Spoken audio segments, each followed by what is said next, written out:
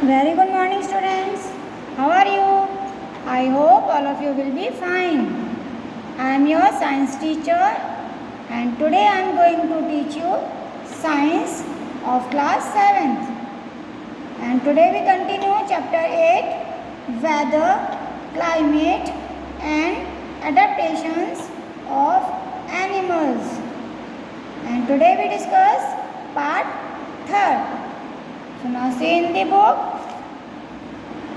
See here, this is your science book, science of class 7. Now open chapter number 8.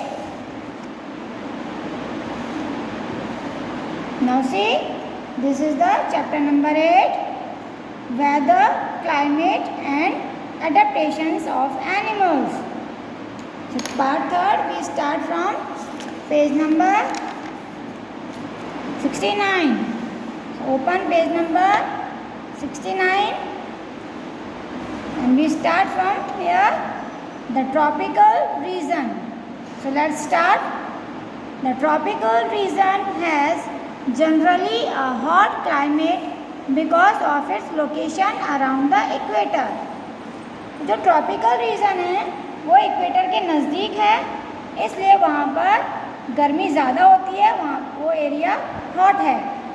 Even in the coldest month the temperature does not go below 15 degree Celsius and during hot summers the temperature में cross 45 degree Celsius.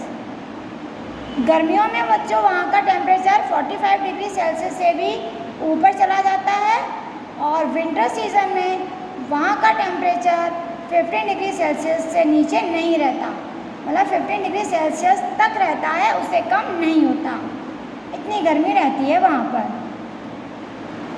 Days and nights are almost of equal length throughout the year. और पूरे साल वहाँ के जो days और nights हैं वो इक्वल होते हैं, यानी कि जितने घंटे की नाइट्स होती हैं उतने ही घंटे का डे होता है.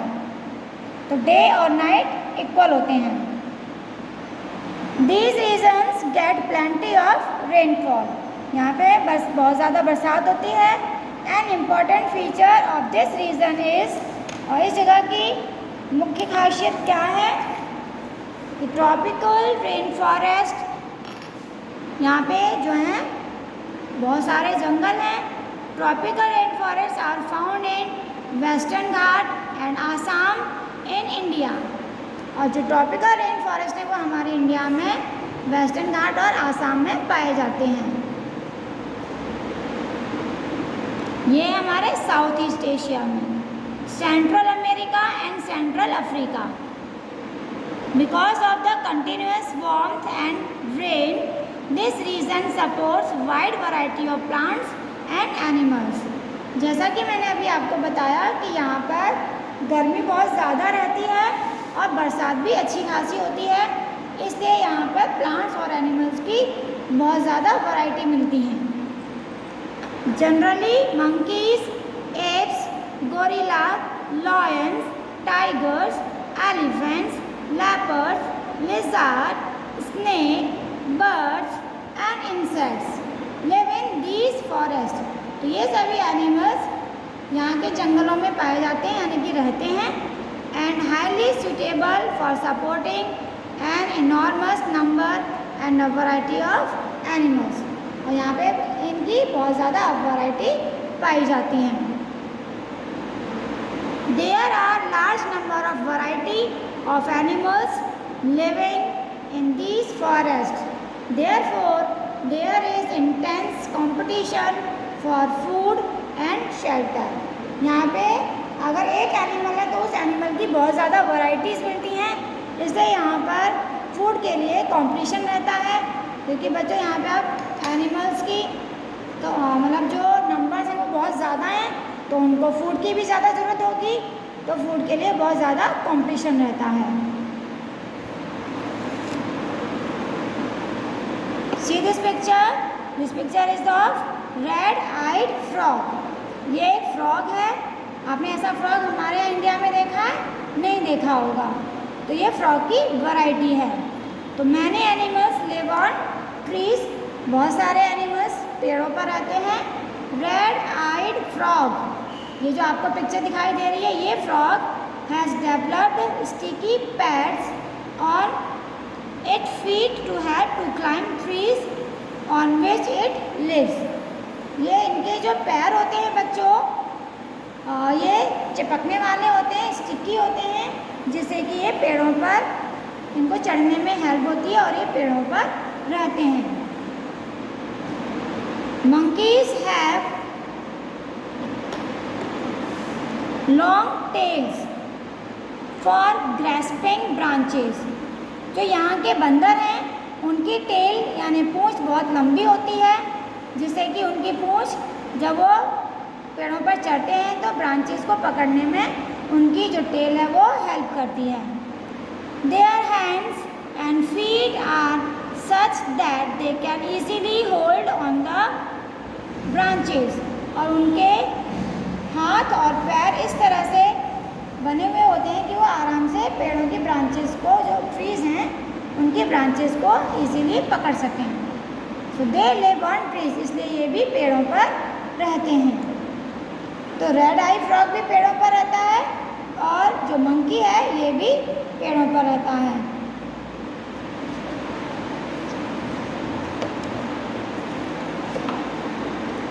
As there is enough competition for food, वहाँ पे बहुत ज़्यादा कंपटीशन है फूड के लिए, क्योंकि सभी जंगल में रहते हैं।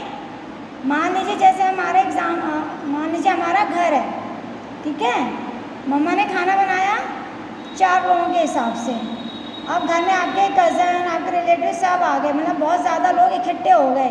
खाना उतना ही है लेकिन मेंबर बढ़ गए, तो फिर खाने के लिए कंपटीशन होगा कि कौन किसको ज़्यादा खाना मिले।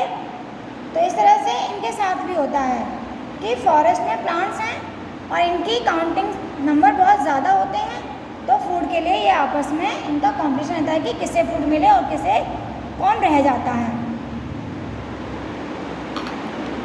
Some animals are adapted to get food that is not easily reachable।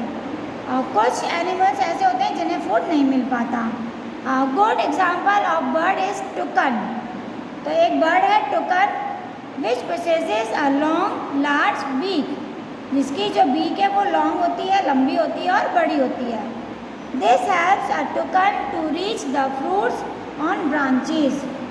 तो इनकी जो बीक है वो लंबी होती है, जिससे कि ये जो फल लगा हुआ है ट्रीज पर वहाँ तक आराम से पहुँच जाती है, अब वो उस फ्रूट को खा सकती है।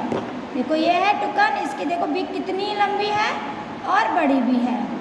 तो ये लंबी होने के साथ साथ बड़ी भी है, तो ये फ्रूट तक इजीली पहुँच जाती है, जिससे वो अपना भोजन ले लेती है। Otherwise too weak to support its weight।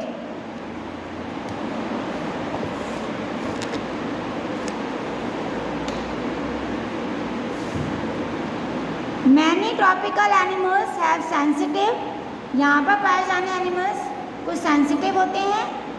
Hearing, sharp eyesight, जैसे कि बहुत जल्दी सुनते हैं।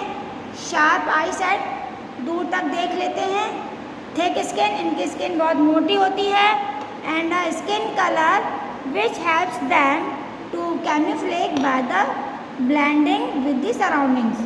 और कुछ अपने कलर्स को सराउंडिंग के अकॉर्डिंग चेंज कर लेते हैं, मर्ज कर लेते हैं, जिससे वो अपने आप को बचा लेते हैं। This help them to protect from predators, जिससे कि वो अपने आप को शिकारी से बचा लेते हैं कि कलर उनका चेंज हो जाता है एनवायरनमेंट के अकॉर्डिंग। फॉर एग्जाम्पल जैसे big cats, lion and tiger have thick skin, जैसे इनकी जो स्किन है बहुत मोटी होती है। एंड सेंसिटिव ऑर्गन्स, और इनकी जो ऑर्गन्स है बहुत ही सेंसिटिव यानी कि बहुत तेज़ होते हैं, जैसे कि सुनने की शक्ति इनकी बहुत तेज़ होती है। आई साइड, इनकी आंखें बहुत तेज़ होती हैं, दूर तक देख लेती है। देखिए ये है लॉयन एंड टाइगर, ये दूर से ही अपने शिकार को देख लेते हैं। तो आज हम इतना ही करेंगे। तो Thank you. Have a nice day.